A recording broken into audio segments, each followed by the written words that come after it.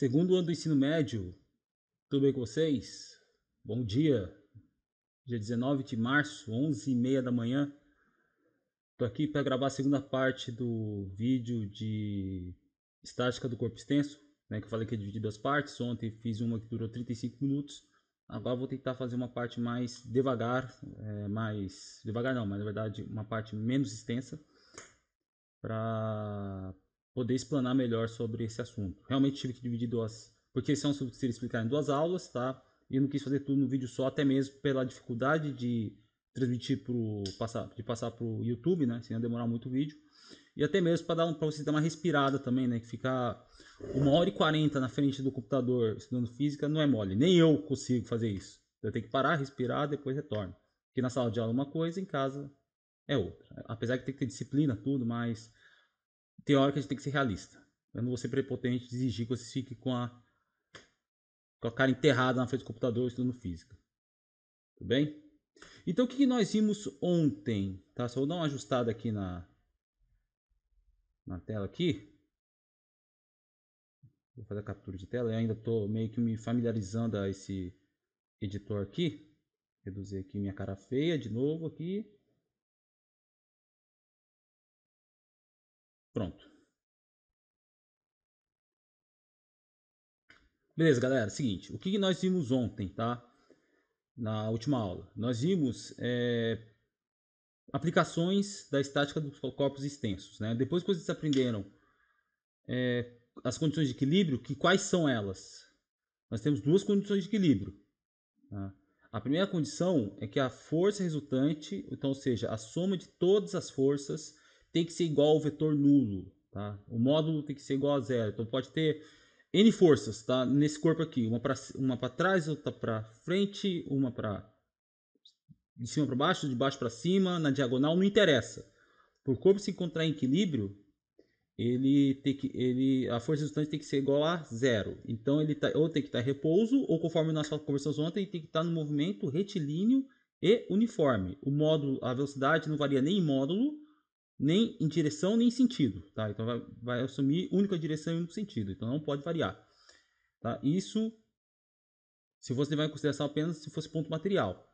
Beleza? O ponto material apenas não translada ou não muda a sua aceleração quanto à sua translação. Só que nós estamos falando sobre corpos extensos. Então, além da condição de translação, né, que ele pode estar em repouso no movimento retilíneo uniforme, também tem a condição, que eu vou assinalar aqui embaixo amarelo, que ele também tem a condição de rotação. Então, ou seja, eu tenho um corpo, tá? Então, ou ele está... Eu tenho uma força aplicada de baixo, por exemplo, uma ponta de cima para baixo e outra de baixo para cima. Por o corpo estar em equilíbrio, tá? Eu tenho duas situações. Ou ele não gira, uma força anula a outra, ou ele gira em movimento circular uniforme.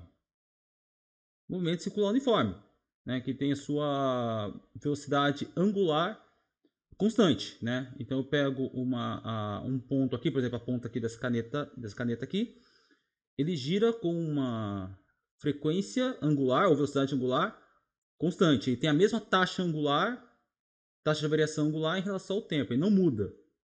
E consequentemente nós vimos lá ontem, né? Até fiz uma mini revisão que velocidade linear é igual a velocidade angular vezes a distância em relação ao centro, vezes o raio. Então, por exemplo, se eu tenho a ponta dessa caneta que está e aqui seria o meu raio, a distância de uma ponta a outra seria o raio, a velocidade linear dessa ponta aqui, ela é maior do que se fosse, por exemplo, no meio da caneta. Né? Que a distância da ponta é o dobro do ponto central.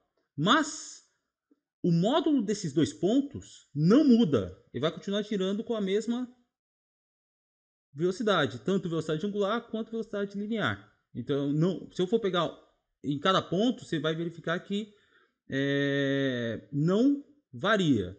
Varia em relação de um ponto em relação ao outro, mas quanto à sua trajetória, não muda. Então, é um movimento circular uniforme. O ômega, o valor de ômega não varia, consequentemente, nem o valor de V. Se eu for pegar um ponto, analisar apenas um ponto fixo. Tudo bem? Depois, nós falamos de uma aplicação de momento, né? De um instrumento que nós usamos no dia a dia chamado de alavanca. Alavancas. Alavancas é um instrumento no qual você multiplica o efeito de uma força através de um momento aplicado. Ontem eu dei o exemplo da tesoura. Tem uma tesoura aqui na minha mão, se você conseguir enxergar no quadrinho onde está meu rosto aqui. Eu tenho uma tesoura, eu aplico uma força deste lado aqui, onde estão meus dedos, e do outro lado eu tenho o efeito da força aqui do outro lado, que aplica uma pressão sobre o objeto que está aqui e corta o objeto. Pressão é força sobre área. Tudo bem? Então eu tenho um efeito multiplicador deste lado, eu aplico uma força do lado das minhas mãos e do outro lado aplico uma força maior, senão não compensaria, né? Eu tenho que fazer um esforço menor desse lado para que tenha um resultado maior do outro lado. Tudo bem? Aí eu fiz uma... O nome dessa multiplicação de forças, tá? Que eu falei ontem, é chamado de vantagem mecânica. VM, vantagem mecânica. O que é a vantagem mecânica? A vantagem mecânica é quantas vezes a força que eu desejo obter quantas vezes a força é maior do que a força que eu aplico. Então a parte de a força resistente, que, por exemplo, se eu for cortar essa caneta aqui, por exemplo, vamos supor que eu consiga, se fosse uma tesoura de lâminas mais cortantes e tudo mais, eu aplico, quando eu vou cortar as lâminas da tesoura, aplico uma força sobre a caneta e aplica pressão e corta a caneta. Então quantas vezes essa força aqui, que é aplicada sobre a caneta, aqui que vai cortar a caneta, é maior do que a força que eu estou aplicando deste lado aqui, que no caso seria a força potente. Enquanto isso, esse lado é a força resistente. Eu tenho que quebrar essa força resistente para poder cortar a caneta. Então, quantas vezes o FR é maior do que FP. Porque se fosse o contrário, se FP fosse maior, eu estaria aplicando o maior esforço que eu desejo obter para fazer uma tarefa. E não compensa, e não seria viável. Tudo bem? Então, a força resistente tem que ser maior do que a força potente para poder fazer a tarefa que eu quero. Daqui a pouco eu vou falar alguns exemplos de alavancas. Essa parte matemática aqui eu consigo obter através da análise de uma alavanca. A alavanca ela possui 3 elementos a serem considerados. Aqui eu dei o exemplo de uma gangorra, que também pode ser considerada como uma alavanca, uma espécie de gangorra. Eu tenho do lado esquerdo da tela aqui uma força que eu aplico, que no caso seria a força potente, a força que a pessoa aplica, né? Essa gangorra ela gira em torno de um ponto fixo. Essa sinalização aqui indica o ponto fixo aqui no PF aqui. E do outro lado tem uma caixa. Vai ter uma caixa, né, retangular, que tem uma massa, então logo, consequentemente, tem a força peso, que me dificulta, que é um obstáculo, vamos botar na verdade, é um obstáculo, na verdade, a tarefa que eu tenho de erguer a caixa, levantar a caixa. Tudo bem? Então, essas duas forças, elas aplicam momentos, né? Que ela está a uma distância em relação ao ponto F, né? A força P está a uma distância que eu vou chamar de dP em relação ao ponto fixo. E a caixa está a uma distância dr em relação ao ponto fixo, ao ponto de giro. Também. Numa situação de equilíbrio, vamos supor que essa gangorra aqui esteja em equilíbrio, o momento da força potente, o momento da força P, é igual ao momento da força R, da força resistente. Então, estão em equilíbrio. Ok? Então, momento é força vezes distância, vezes seno de 90 graus. Levando em consideração que quem faz o efeito é o componente vertical da força, tá? Então, a força aqui tem que estar 90, aqui está perfeitamente 90 graus. Tá? Se eu tivesse uma força na diagonal, por exemplo, eu teria que decompor em duas forças. Quem faz o efeito do giro é a força a componente perpendicular da força. em relação à gangorra. Tá? Então, FP vezes DP é igual a FR vezes DR. Essa é o conceito que você tem que guardar para estar em equilíbrio. Para eu poder levantar a caixa, para eu poder levantar a caixa, eu tenho que aplicar um momento maior deste lado em relação a este lado. Né? O momento da minha força potente tem que ser maior do que o momento da minha força resistente, para poder girar no sentido, aqui no caso seria no sentido anti-horário. E a caixa, em contrapartida, está aplicando o momento no sentido horário. Né? Então, este momento aqui tem que vencer este momento aqui. Em equilíbrio, os dois são iguais. Essa parte aqui, essa dedução de fórmula, é nada mais do que a consequência dessa fórmula aqui. Então, para eu saber a força que eu tenho que aplicar para poder levantar essa caixa, por exemplo, eu tenho a força de resistência, a força resistente da caixa, vezes a distância da força resistente sobre a distância da força potente em relação ao ponto fixo. Tá? Detalhe, gente, o momento da minha força, para eu poder levantar, o momento da minha força potente tem que ser maior do que da força resistente, para eu poder girar para o sentido anti-horário. Então, se eu tenho uma força menor do que em relação ao outro lado, para poder compensar o uso da alavanca, então a minha distância do ponto fixo em relação à força potente tem que ser maior, para poder compensar o uso da alavanca. Senão eu estaria fazendo mais força, não tem sentido usar uma alavanca. Beleza? Aí eu fiz aqui, ó, que a relação entre a distância da força resistente em relação ao ponto fixo sobre a distância da força potente em relação ao ponto fixo tem que ser menor do que 1. O que significa isso? Se tem uma fração e é menor do que 1, significa que o numerador, que é dr, é menor do que o denominador, que é dp. Então a distância dp é maior do que a distância dr. Então tem que ter, por exemplo, se eu tivesse um objeto desse lado aqui e desse lado aqui é o ponto de aplicação da minha força, isso daqui vale a pena fazer. Por quê? Eu aplico uma menor força, eu tenho uma maior distância, eu vou ter um momento maior deste lado aqui que vence o momento desse lado aqui. Vence e eu consigo fazer o uso da alavanca. Esse é um exemplo. Beleza? Agora, a partir para a aula de hoje, nós temos a classificação das alavancas, de acordo com o posicionamento dos 3 elementos de uma alavanca, conforme eu falei. Né? Quais são esses 3 elementos? Força potente, ponto fixo e força resistente. Ok? Então nós temos 3 classificações. A primeira classificação, eu até já mostrei ontem, é a chamada de alavancas interfixas. Interfixas. Quem está no intermeio? Fixa está se referindo ao ponto fixo da alavanca. Então, quem está no meio é o ponto fixo. Exemplo, tesoura. O ponto fixo da tesoura está aqui, ó, onde está meu dedo. Deste lado aqui eu tenho a força resistente, que é a força de corte, e eu tenho a força potente, onde eu pego os meus dedos. Tudo bem? Então, interfixa é onde o ponto fixo está entre a força resistente e a força potente. Tudo bem?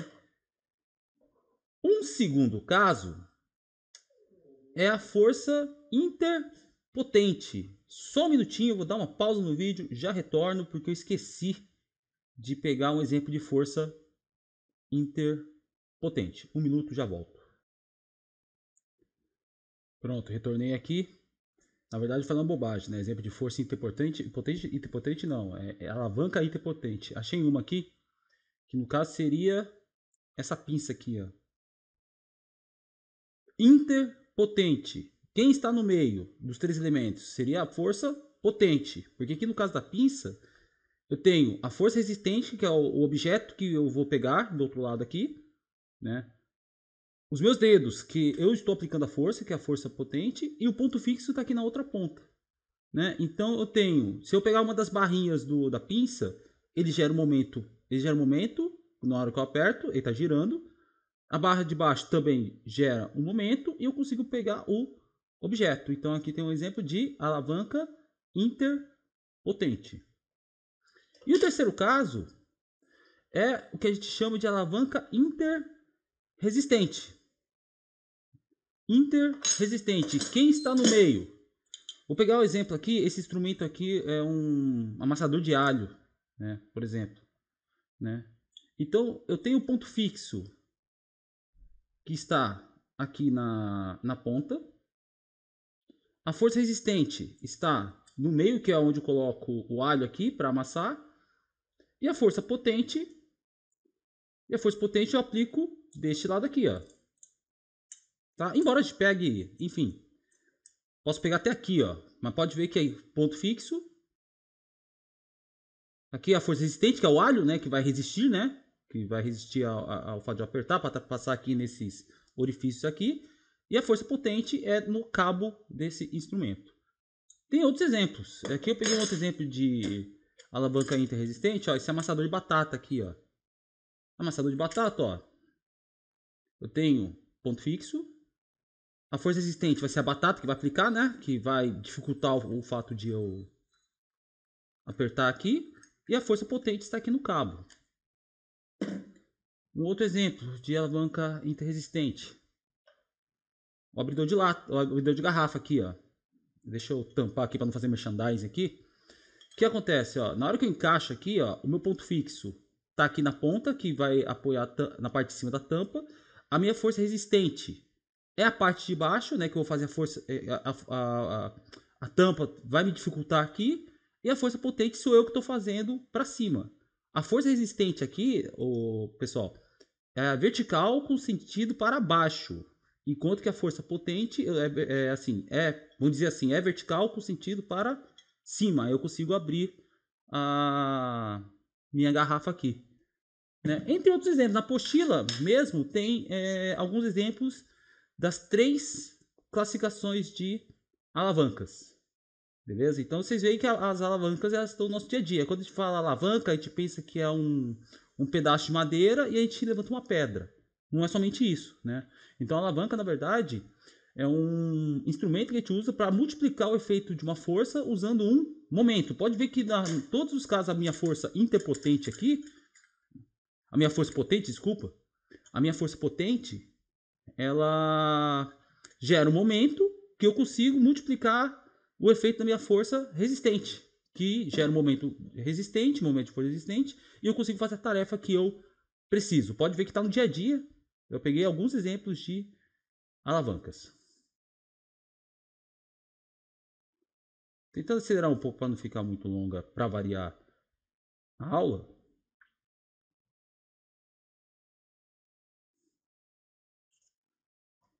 Nós temos, né, galera, nós temos o equilíbrio de corpos extensos sobre um apoio. Então, eu vou dar um exemplo.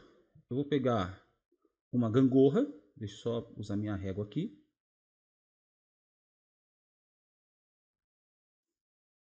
Vamos supor que eu tenho uma gangorra aqui.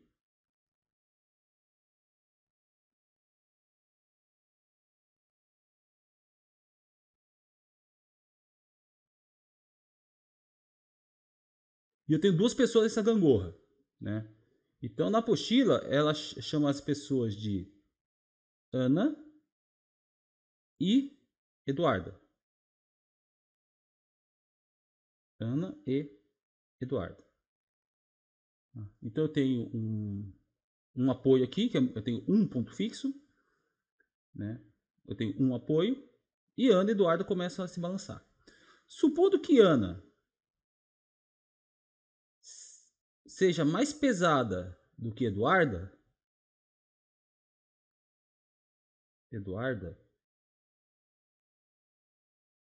e as duas estão a uma mesma distância, eu vou colocar aqui D de A como distância de Ana e D de E como se fosse distância de Eduarda. Okay? Se o peso de Ana for igual ao peso de Eduarda e a distância de Ana for igual à distância de Eduarda, as duas estão a mesma distância em relação ao ponto fixo, o que vai acontecer? O momento de Ana vai ser maior do que o momento de Eduarda. Então o que vai acontecer? Se o momento de Ana tá para cá, tá a tendência a fazer essa gangorra girar para o sentido anti-horário, é maior do que o momento de Eduarda, que gera um momento no sentido horário. Se um é maior do que o outro, vai girar no sentido anti-horário.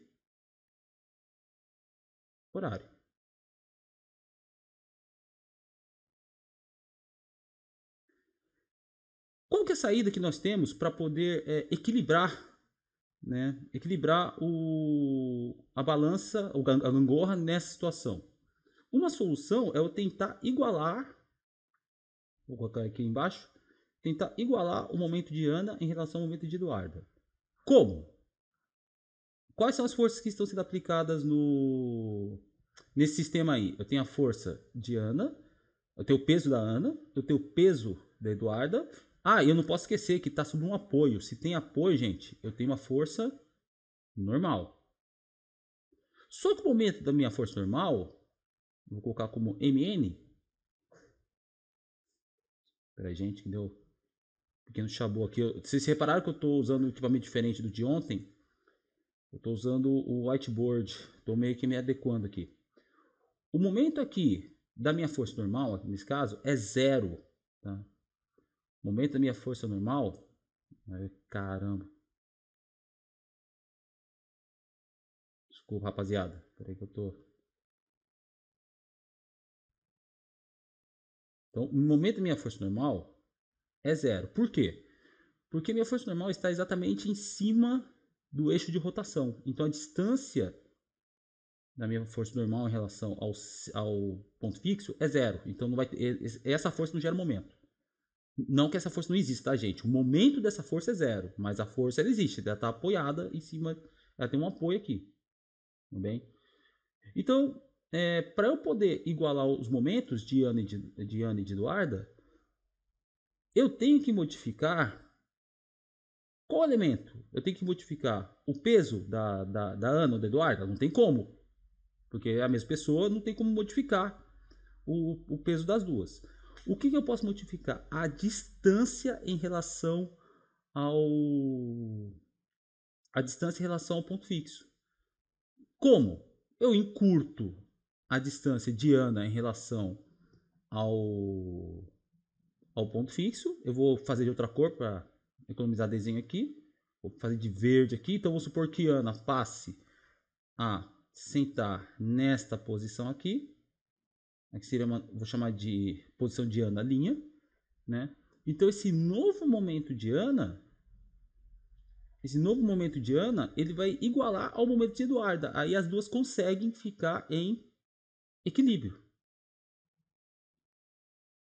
Tudo bem? Então o que acontece? Quando eu tenho eu tenho um objeto mais pesado do que o outro e eu quero deixar em equilíbrio, o que eu faço? Eu tento reduzir o momento do da maior força.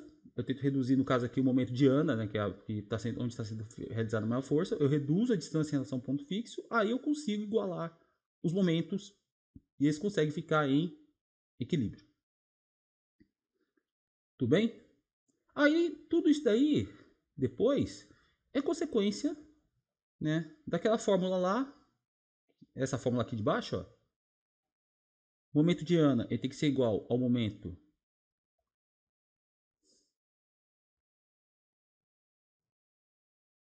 aqui é sem cortes, galera. Aqui, se der algum chabu, vocês vão ver, porque eu não tenho muito tempo de ficar editando aqui.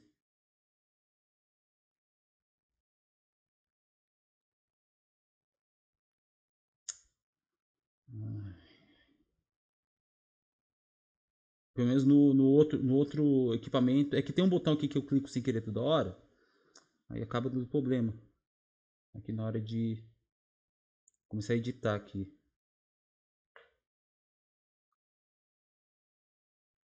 Gente do céu.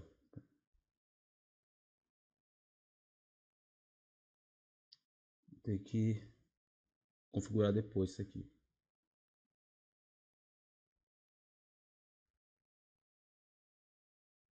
Dá nele. Vamos lá. Isso aí. Vamos ver se agora vai dar certo.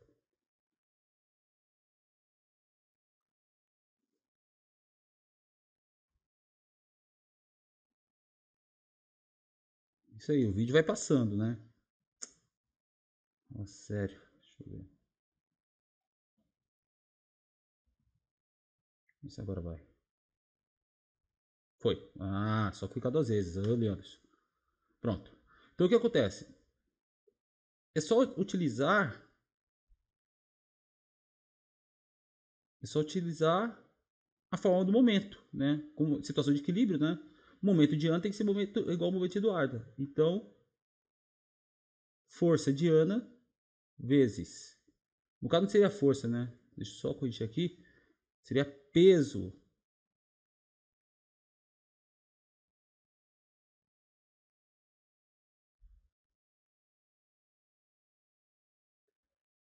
Peso de Ana vezes distância de Ana é igual a peso de Eduarda vezes distância de Eduarda em relação ao ponto fixo. O resto é consequência da fórmula. Ah, eu quero saber a distância que eu tenho que ficar, que Ana tem que ficar para poder equilibrar com a Eduarda. Beleza. É só isolar aqui. Distância de Ana em relação ao ponto fixo é igual a distância de Eduarda em relação ao ponto fixo vezes peso de Eduarda. O peso de Ana está multiplicando, passa para cá, dividindo. Pronto. O resto é só manipulação algébrica. Tudo bem? Só manipulação algébrica. Você tem que saber que para a gangorra ficar parada, se eu quiser brincar de me equilibrar com uma pessoa mais leve, eu que possuo a maior massa, consequentemente o maior peso, eu tenho que encurtar a distância em relação ao centro, ao ponto fixo da gangorra. É isso, galera. Então, se eu tenho dois corpos sendo equilibrados em um apoio, em um ponto fixo, né, eu faço esse tipo de análise usando apenas o conceito de equilíbrio, né, que na situação de equilíbrio ele não pode rotacionar, né? Então, o momento de um lado tem que ser igual ao momento do outro. É só isso, gente, é só esse conceito. O resto é o uso de fórmula. E quando eu tenho dois apoios,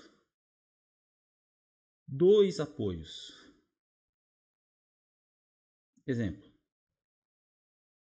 tem uma barra aqui,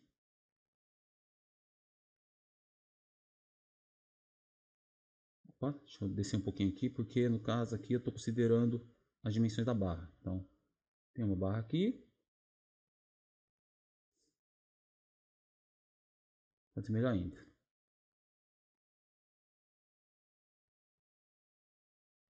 Tem uma ideia que um recurso aqui que a vantagem de usar esse whiteboard é essa aqui, ó. Deu certo aqui. Não deu certo. Maravilha. Então vamos lá, de novo. É que o jeito de segurar a minha caneta é diferente, eu acabo meio que me atrapalhando aqui. Vamos supor, tem uma barra aqui. Gente, e o vídeo vai ficando longo. Vamos lá.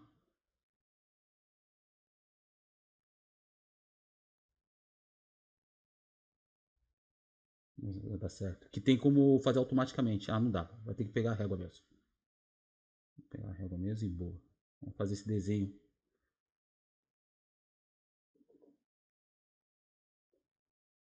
Ajusto o ângulo aqui. Ah, eu tenho desenhar essa barra aqui. Baixa um pouquinho aqui. Foi muito.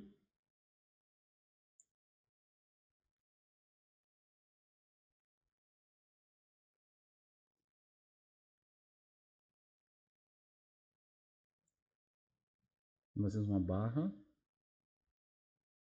Aqui. Aqui. E nós temos dois apoios. Um aqui.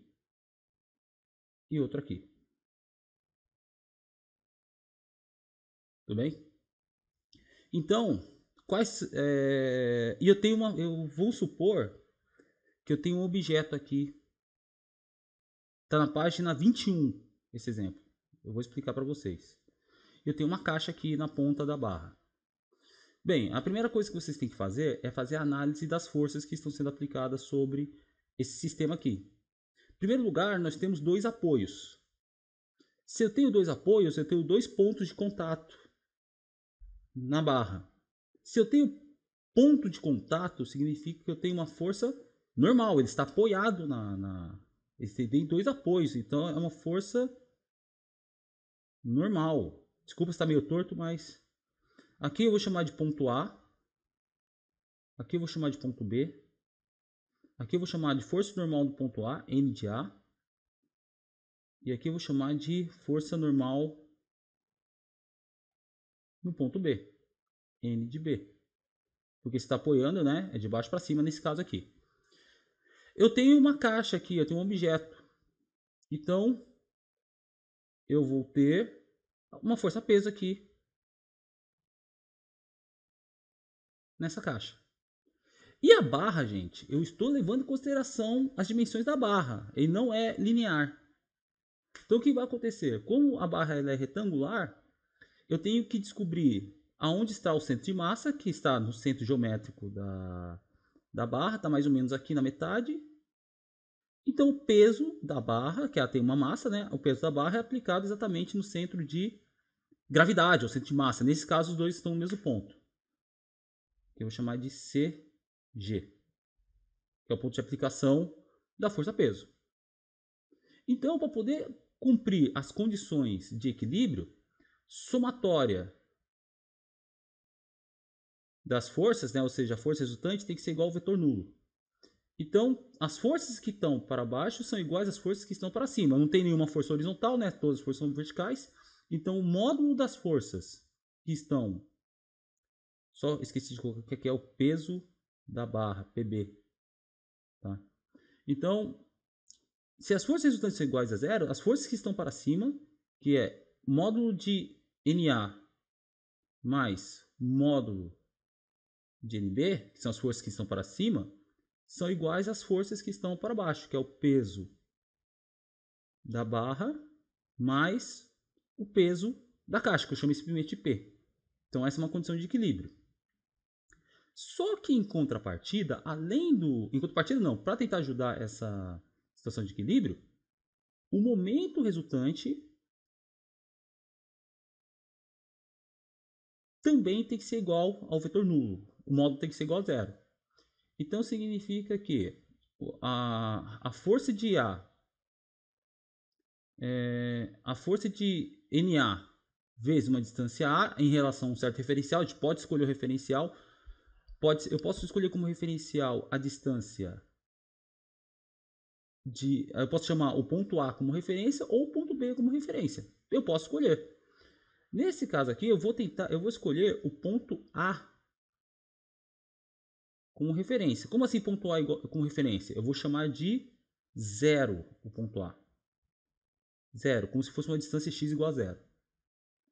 Como o NA está exatamente em x igual a zero, ele não proporciona rotação, ele não tem momento, porque tá. Lembra que m, vou colocar aqui em cima, m é igual a F vezes D.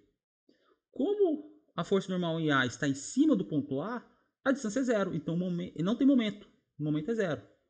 Então aqui, momento, deixa eu colocar aqui, momento de NA vale zero, porque está em cima da minha referência. Poderia ser o B a referência? Poderia, mas vou explicar já já. Vamos com calma. Continuando. Mantendo A como referência. O peso na barra, ponto B, ele está a uma distância, eu vou chamar de D de B. D de B. Então, D de B. Como está para baixo e está à esquerda do meu ponto fixo, ele está à esquerda do meu ponto fixo, ele vai proporcionar uma rotação no sentido horário. Então, se o sentido é horário, no sentido horário, a minha rotação, meu momento vai ser negativo. Então, vai ser menos peso de B vezes distância de B. Tudo bem? A força normal em B se a força normal em B, ela proporciona, ela tá para cima. Então, se essa barra girasse por conta da minha força normal, ela ia no sentido anti-horário. Então, meu momento é positivo, mais a força normal em B, vezes... vai ficar igual. Ai, vamos lá. D, eu vou chamar de Bzinho aqui, só para diferenciar, tá? Essa distância aqui, ó. Minha força normal está uma distância...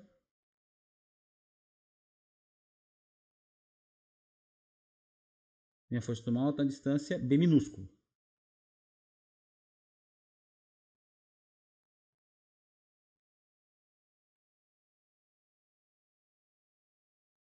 Beleza? E o peso? O peso, a força está para baixo. O meu apoio está lá do outro lado. Eu vou deixar fixo aqui o ponto A. Meu ponto A é como se estivesse fixo. Se o ponto A fosse fixo e ele girasse por conta do peso, ele está indo para o sentido anti-horário. Então vai ser negativo. Menos peso vezes a distância da caixa, do caso, em relação ao ponto A. Aqui eu vou chamar de dt, como se fosse distância total da barra, vezes dt. Então, se eu somar todos esses momentos, tem que ser igual a zero. Tudo bem? Então, todos os momentos que fazem girar para o sentido anti-horário, que é positivo, tem que ser igual ao sentido horário, aos momentos no sentido horário, que é negativo. Então, então NB vezes dBzinho, que é o momento da minha força normal em B, tem que ser igual ao momento do peso da barra, que é PB vezes dB, mais o momento causado pelo peso da caixa, que é P vezes a distância total da barra. Então, o momento no sentido anti-horário, então a esquerda da igualdade, tem que ser igual à distância no sentido, momento no sentido horário, né, que seria o momento negativo. Tudo bem, gente? Só sair daqui.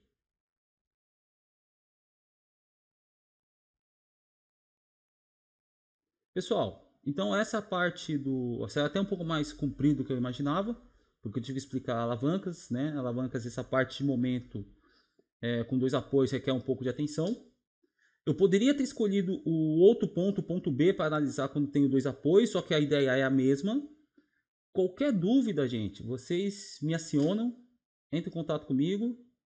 Desculpa se o vídeo ficou meio longo, desculpa se eu me enrolei aqui com o bendito Microsoft Whiteboard, ainda estou meio que aprendendo, porque o Smooth Draw, que é a lousa que eu usei ontem, é um programa meio ruinzinho, assim, eu tive alguns probleminhas com ele ontem, que eu não consigo salvar a minha apresentação, porque a janela fechou 2 vezes, eu perdi toda a minha apresentação, eu tentei gravar, por isso que eu até demorei um pouco para soltar essa continuação. Então esse é o vídeo dessa semana para vocês acompanharem.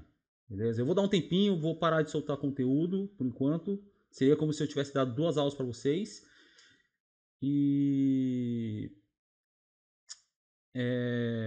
Vou passar um exercício posteriormente. Vou dar um tempinho para vocês fazerem os exercícios anteriores.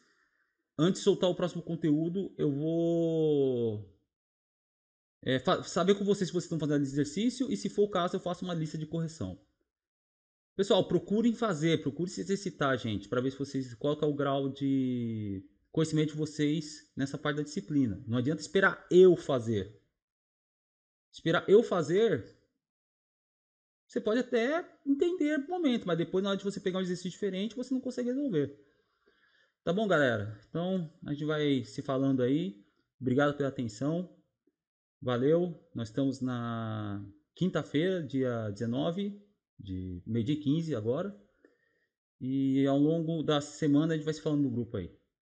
Beleza? Forte abraço aí e até a próxima. Obrigado.